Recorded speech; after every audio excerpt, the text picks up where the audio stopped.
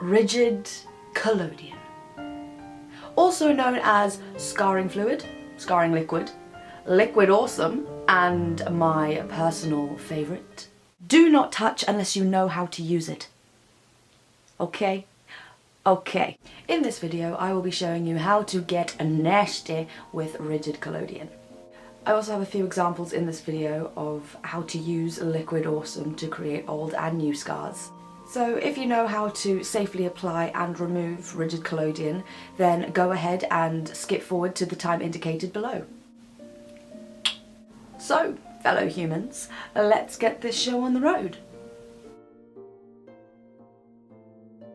Rigid Collodion is a clear solution which is made up of nitrocellulose, which is more commonly known as gun cotton.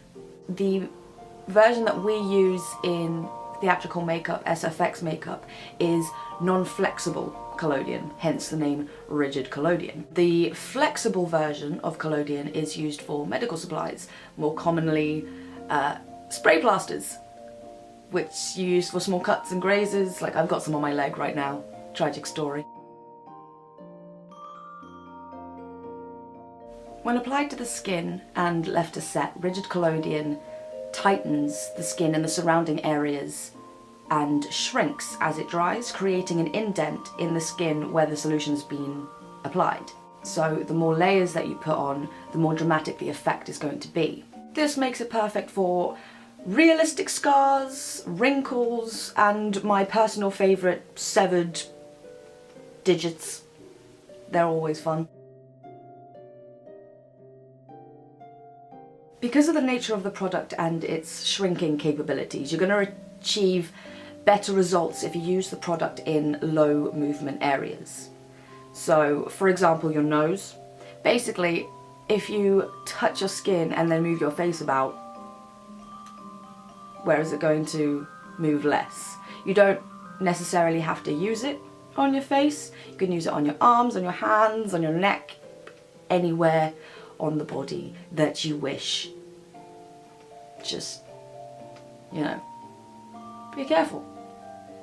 If you're planning on wearing Rigid Collodion for a long period of time, then I do recommend that you put it into a low movement area, as you do stand the risk of the collodion peeling, especially if you don't have a lot of layers on your effect or your design. This, however, can be prevented. It's not going to fix the problem, but it can prevent it if you use sealer with your collodion. Application for scarring liquid is fairly simple. So if you're going to be using Rigid Collodion by itself, then you just apply it to the skin in the design of your choice. Wait for it to dry, apply more layers, wait for it to dry, apply more layers, until you get the effect that you want. So here is an example.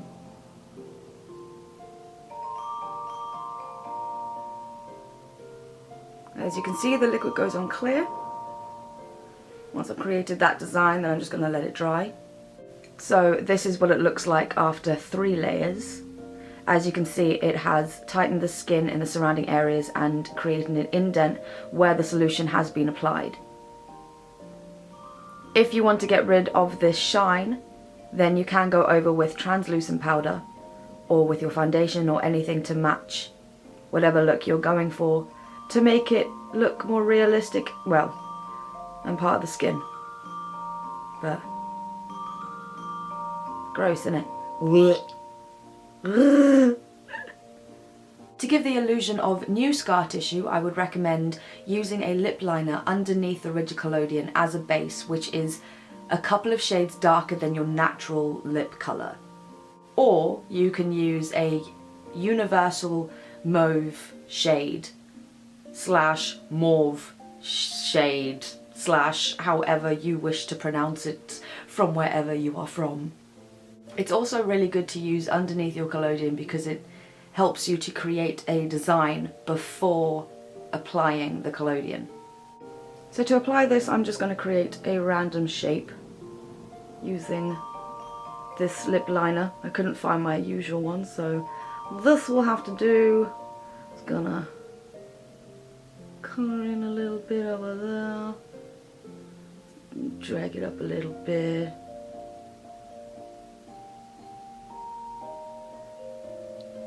Okay. Then apply your collodion on top.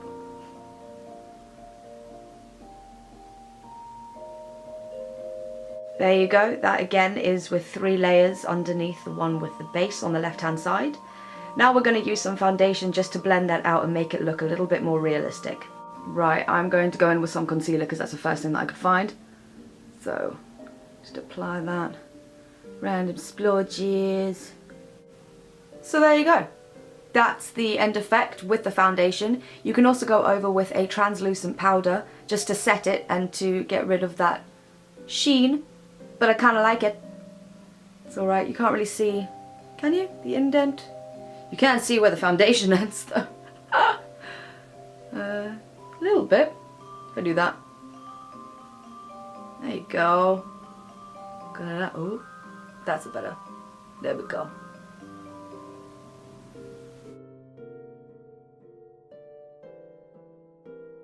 So it's easy enough to remove rigid collodion by peeling it off, but depending on how many layers you have on, it's going to be a lot trickier to do. It might hurt, and you're also going to be taking off a layer of skin at a time. If you are using this for a theatre production or any kind of show and you're using it on a regular basis every day, putting the rigid collodion in the same area every single day, you're going to pull off more layers of skin, which means you're actually going to create a real scar eventually. So you don't want to be doing that, especially with, as you can see, I've done 3 layers on this. They're actually quite tight, and because I've put them in lowish movement areas, especially this one is in a low movement area, it doesn't really move at all, it's going to be quite difficult to take off. So you can peel it, but like I said, it's quite stuck in there, and I don't really want to damage myself, but I will show you an example for the good of YouTube. Okay, so you can peel it off like so, but I don't particularly recommend it. So what you're going to need to accompany your rigid collodion is spirit gum remover. This should always accompany this. This is the rigid collodion. This is the makeup remover for this. Promise me you will take this off correctly. I don't want anyone scarring their bodies for real, okay? This is special effects. This isn't real effects, okay? Okay. Just dab over the area to loosen up that rigid collodion.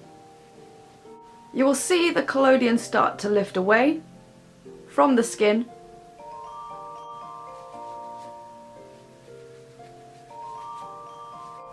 See, that now looks really angry, doesn't it?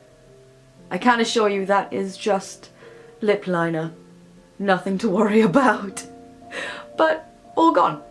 And now I have a free moving hand, which makes me very happy.